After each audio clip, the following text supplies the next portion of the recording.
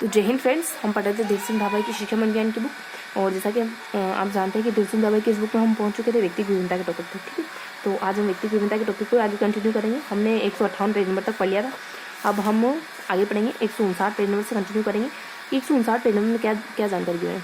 हमको 159 पेज को बहुत ही अच्छे से याद करना है। ठीक है, तो हम पेज नंबर 159 को बहुत ही अच्छे से याद करेंगे। इसमें जो भी कॉन्सेप्ट गिवन है, जो भी चीज़ें आपके एग्जाम में आ सकती है, जो भी इंपॉर्टेंट चीज़ें हैं जिससे आपको अच्छे से नंबर मिले, आप अच्छे से कुछ यहाँ से जाओ ना, तो कुछ ऐसी चीज़ लेके जाओ जो आपके एग्जाम में हेल्प कर सके, है ना, आपके नंबर इंक्रीज कर सके। ओके, तो शुरू करते देखिए इसमें क्या गिवन है। अच्छा, पेज नंबर 159 तो हमने देख लिया है पहले। 161 तक पहुँच चुके हैं एक्चुअली हम। 161 तक पहुँच चुके थे पर अब देखेंगे अपन 162। देखो 162 में हमको क्या देखना है।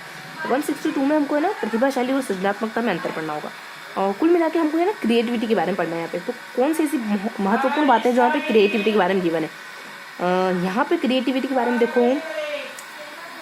सृजनात्मकता में शिक्षक की क्या भूमिका, बहुत ईजी है। और सृजनात्मकता मापन के परीक्षण ये इंपॉर्टेंट है थोड़ा सा। सृजनात्मकता के सिद्धांत इंपॉर्टेंट है थोड़ा सा। सृजनात्मकता का स्वरूप इंपॉर्टेंट है। और सृजनात्मक चिंतन की अवस्थाएं भी इंपॉर्टेंट है वैसे तो। और प्रतिभाशाली सृजनात्मक में क्या अंतर है। अच्छा, तो बहुत से बढ़िया से बिंदु यहाँ आने वाले। देखो इसमें फटाफट से देख लेते हैं। अब इसके प्रकार कितने होते हैं, इसकी अवस्थाएं कितनी होती हैं, इसके सिद्धांत क्या हैं, इसके परीक्षण क्या है ना। और इसमें देखो इसके प्रकार, इसकी अवस्थाएं, इसके सिद्धांत, और इसमें सृजनात्मकता में, इसमें इसमें में क्या अंतर होता है, टीचर की क्या भूमिका होती है। तो 5 से 7 बिंदु बहुत ही अच्छे से फटाफट से देख लेते हैं। इसके प्रकार कितने होते हैं। तो देखो इसके प्रकार, 1 मिनट रुकेंगे तो फटाफट से देख लेते हैं इसके प्रकार कितने होते हैं। तो देखो सृजनात्मकता 3 तरीके की होती है। एक तो आकस्मिक, एक सहज, एक संरक्षण। तो आज से ध्यान रखोगे, आकस्मिक, सहज और संरक्षणात्मक, है ना। अचानक वाली तो मोटा मोटी नाम ध्यान रखो। इससे आकस्मिक, संरक्षण वाली, और एक और कौन सी, संरक्षात्मक और सहज, है ना। तो इस तरीके से अपने आज से ध्यान रखना, आकस्मिक और सहज, संरक्षण। अब थोड़ा सा आगे इसमें कुछ सृजनात्मक चिंतन की अवस्थाएं कितनी होती है। तो ये हो जाती है अपने 4। कितनी होती है, 4। आयोजन, उद्भवन, प्रबोधन और प्रमाणीकरण। कैसे ध्यान रखोगे, मतलब कुछ AP आपसे ध्यान रखोगे। ठीक है, तो यहाँ पर आपसे ध्यान रख लेंगे, है ना। इसकी अवस्थाएं, आयोजन करना और प्रबोधन करना और प्रमाण करना, है ना। तो इस तरीके से ध्यान रखेंगे। और यू से कुछ उद्भवन करके, तो आयोजन, प्रबोधन, है ना, और प्रमाण, है ना। तो इस तरीके से ध्यान रखोगे, सिर्फ अवस्थाओं का नाम ध्यान रखो। अब आगे है इसके सिद्धांत कौन कौन से होते हैं, ये थोड़ा थ्योरेटिकल बाद में देखिए। इसके सिद्धांत एक तो सिगमंड फ्राइड का होता है, साहचर्य का होता है, अंतर्दृष्टि का होता है, और अस्तित्ववाद का सिद्धांत, है ना।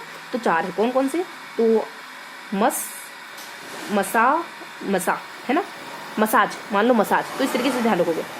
एक तो अपना मनोश्लेषण वाला है, और एक साहचर्यवाद वाला है ना, और एक कुछ अंतर्दृष्टि वाला है, और एक अस्तित्व वाला। ठीक है, तो मन है, साथ है, मन तुम्हारे साथ है, अंतर्दृष्टि, है ना, और अस्तित्व। ठीक है, तो इस तरीके से मनोश्लेषण है, साहचर्य, अंतर्दृष्टि और एक अस्तित्व करके। ठीक है, तो मोटा मोटी नाम ध्यान रखो। ओके, देन इसके परीक्षण कितने हो सकते हैं। तो चित्रपूर्ति, व्रत, टीन, प्रोजेक्ट वगैरह, है ना। तो आप कैसे माप सकते हो क्रिएटिविटी को। चित्रपूर्ति परीक्षण, है ना, बच्चों से कुछ चित्र की पूर्ति कराओ, खांचे अधूरे तो उसको फुलफिल करवाओ, तो पता चल जाएगा, है ना। व्रत परीक्षण, है ना, तो कुछ बनवाओ बच्चों से, कुछ व्रत वगैरह बनवाए जाते होंगे। टीन के डिब्बों का परीक्षण हो सकता है, उनसे कुछ बनाने के लिए कहा जाता हो। प्रोजेक्ट इंप्रूवमेंट टास्क, है ना, प्रोजेक्ट को कंप्लीट करो, इंप्रूव करो उसको। तो इस तरीके से कुछ चित्रों को कंप्लीट करना, प्रोजेक्ट को कंप्लीट करना, टीन के डिब्बों से कुछ बनाना। और व्रत हो सकता है कुछ सर्किल दिए हों और उन व्रत से कुछ करना होता होगा, है ना, और रिंग जैसा कुछ सर्किल वगैरह दिया हुआ, और उनसे कहा कि कुछ अच्छी सी आकृति वगैरह बनाओ, ये क्रिएटिविटी की निशानी हो जाएगी।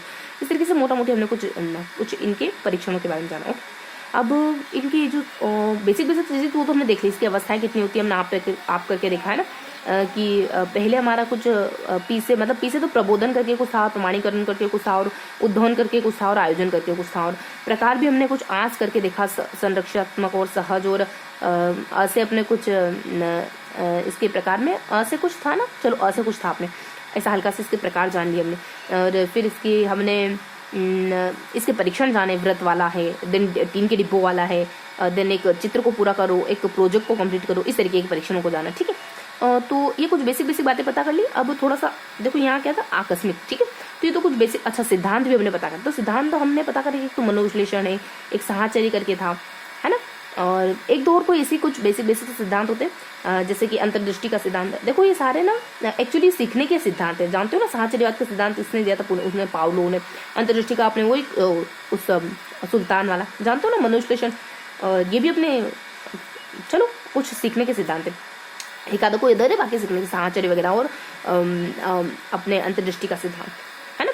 इसके अलावा मनोविश्लेषण, अस्तित्ववाद थोड़ा सा इसकी अलग साइड करके रखेंगे। तो इस तरीके से हमने मोटा मोटी इन 4 बिंदु को अच्छे से कवर कर लिया। ओके, देन अब बाकी बच्चों के कॉन्सेप्ट को देखते हैं। यहाँ ना प्रभावशाली, प्रतिभाशाली और क्रिएटिव बच्चे में क्या डिफरेंस होता है ये बताएगा। तो क्या डिफरेंस होता है इन दोनों बच्चों में? देखो जो क्रिएटिव बच्चा होता है ना, जो प्रतिभाशाली बच्चा होता है उसमें 140+ बुद्धि पाई जाती है। क्रिएटिविटी और इनमें प्रतिभाशाली और क्रिएटिविटी आई मीन प्रतिभाशालीता और सृजनात्मकता, इन दोनों में कोई अनिवार्य संबंध नहीं। ठीक है, 130 के बाद ये दोनों जुदा हो जाते हैं। जरूरी नहीं कि आपकी बुद्धि IQ बढ़ रहा है तो आपकी क्रिएटिविटी भी बढ़ती जाए, बिल्कुल जरूरी नहीं। ओके, तो यही संबंध है इनमें। कंप्लीट हुआ ना, फटाफट से रीड करते बस, ये अनिवार्य नहीं होता है। और उन्मुखता, सफलता, उन्मुख, अच्छा प्रतिभाशाली क्या होते हैं? जबकि सृजनात्मक नहीं होते हैं। प्रतिभाशाली सृजनात्मक जरूरी नहीं है।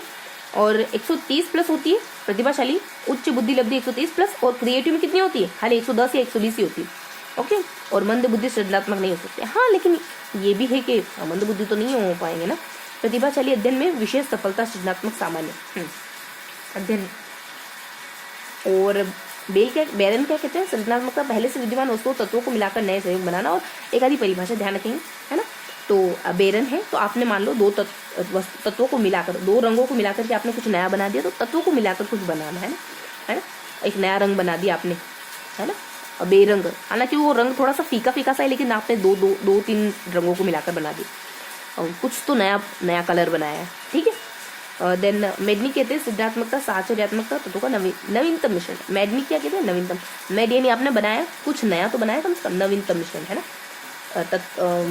ठीक है, तो नवीनतम मिश्रण करके ध्यान रखोगे। मेड आपने बनाया ना, ठीक है, रंग, इस तरीके से आपने रंग बनाया नया, ऐसा कुछ करके और 2-4 अच्छे से 2 परिभाषा अच्छे से याद हो गई। ओके, देन थोड़ा सा और देखें तो इसका स्वरूप कैसा होता है कि ये जन्मजात और अर्जित दोनों प्रकार की हो सकती है। ठीक है, और 110 बुद्धि लब्धि वाले में पाई जाती है ना। औसत से अधिक होना चाहिए बच्चा थोड़ा सा।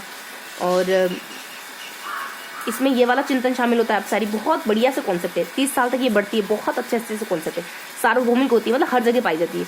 और परिणाम, ये प्रक्रिया भी कहलाती है और ये परिणाम भी कहलाती है। बहुत बढ़िया से जानकारी।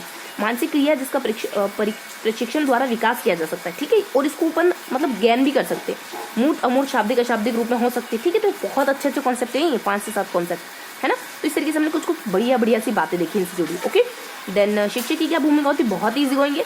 अब ये यहाँ क्या गिवन है ना, कुछ ना कुछ अच्छी जानकारी गिवन, उसको अपन कंटिन्यू करेंगे। ओके।